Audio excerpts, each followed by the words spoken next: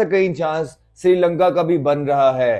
अगर भारत ने इस रेस में अलाइव रहना तो भारत को ये सीरीज जीतना जरूरी है और अगले आने वाले अपने ऑस्ट्रेलिया के अंदर तमाम मैचेस जीतना जरूरी है, जो कि बिल्कुल आसान नहीं होने वाला। लेकिन एक बात तो तय है कि इस सीरीज का, बॉर्डर गवास्कर सीरीज जो है, इसका मजा आने वाला है, क्योंकि सीरीज हो गई है अब 1-1 ऑल बराबर।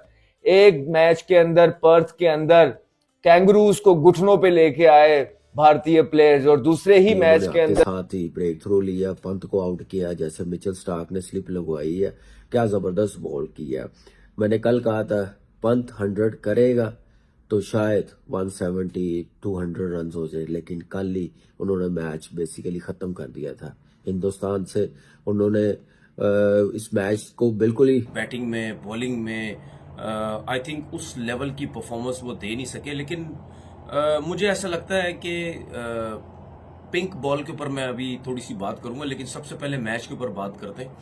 मैंने पूरी डिटेल्स मैच की निकाली हैं। अब देखें इंडिया की टीम को प्रॉब्लम कहाँ हुई। 180 पे पूरी टीम पहली इनिंग में आउट हो गई, दूसरी इनिंग में 175 पे टीम आउट हो गई।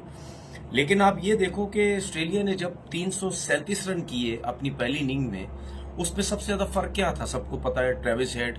क्योंकि ट्रेविस हेड जिस तरह खेलता है, जिस तरह बैटिंग करता है, उसको देख के ऐसे लगता है ऑस्ट्रेलिया ने 10 विकेट से टेस्ट मैच जीत के सीरीज 1-1 से बराबर कर ली। क्या क्या पॉइंट्स थे जहां पे इंडिया अपना मैच हारा? Bad batsmanship, simple.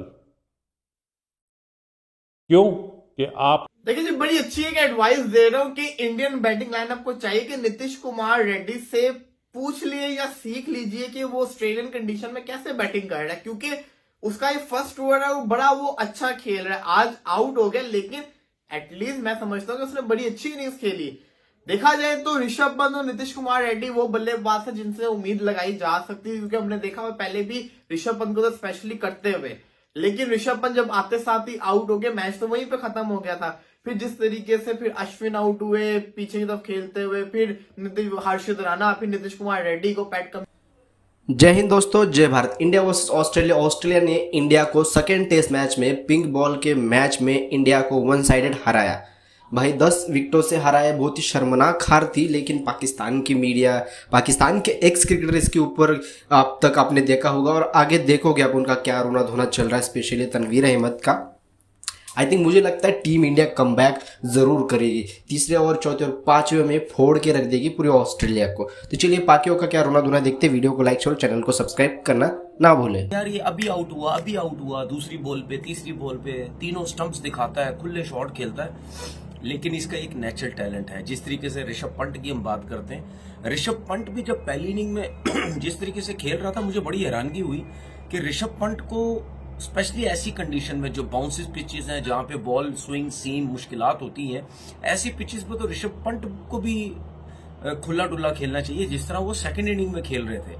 तो वो भी हो सकता है शायद इंडिया को नुकसान हुआ हो, क्योंकि पिंक बॉल से नॉर्मल बैटिंग करने में या अंडर लाइट्स बैटिंग करने में इतना आसान नहीं होता। तो जहां पे ऋषभ पंत को अपना नेचुरल गेम खेलना चाहिए था, फर्स्ट इनिंग में वो खेले नहीं, सेकंड पे आए।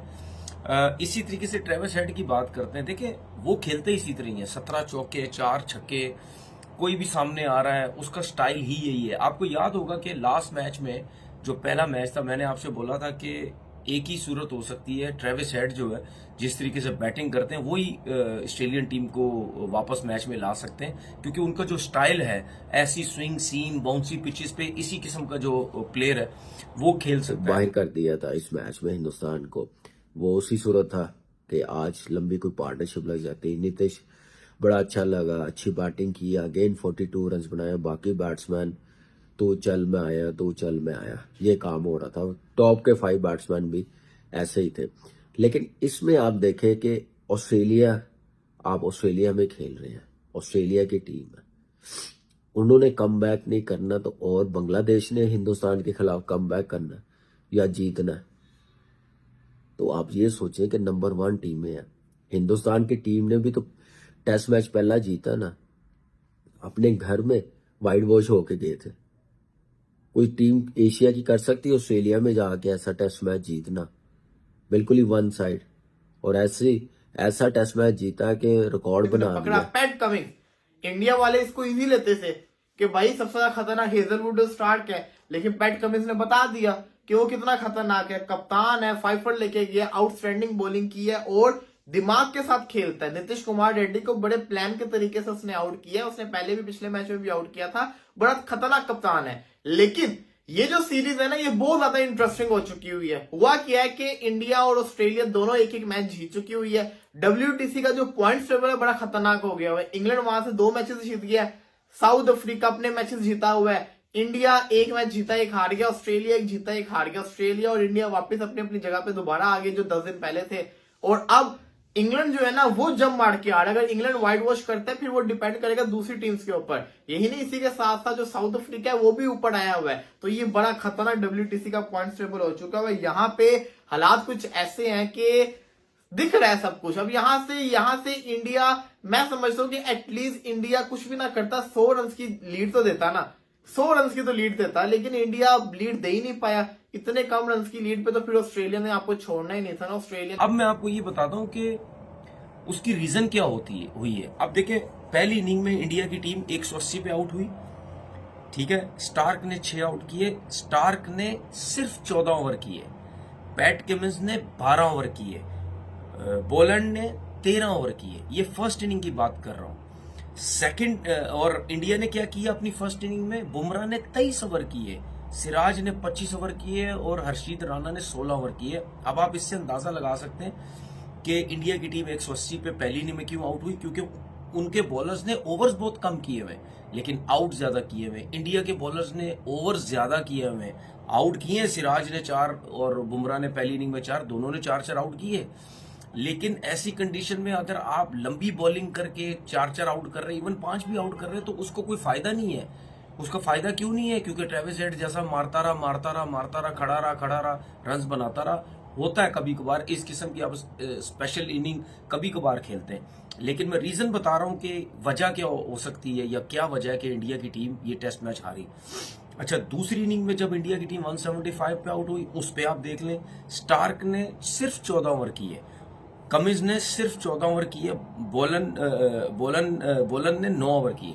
अब आपको एक चीज बताता हूं, टेस्ट कैंगरूज ने बदला लिया और 2 दिन के अंदर ऑलमोस्ट मैच खत्म किया और बड़े कन्विंसिंग विक्ट्री जो है उन्होंने ओवर भारत बटोरी और चुपचाप बटोर के वो चलते बिने। और अभी 3 दिन इस मैच के बाकी थे, तो वो अपनी फैमिलियां लेके घूमेंगे, अब इधर उधर जाएंगे, उसके बाद फिर मैच में भी इतना टाइम एंजॉय करेंगे।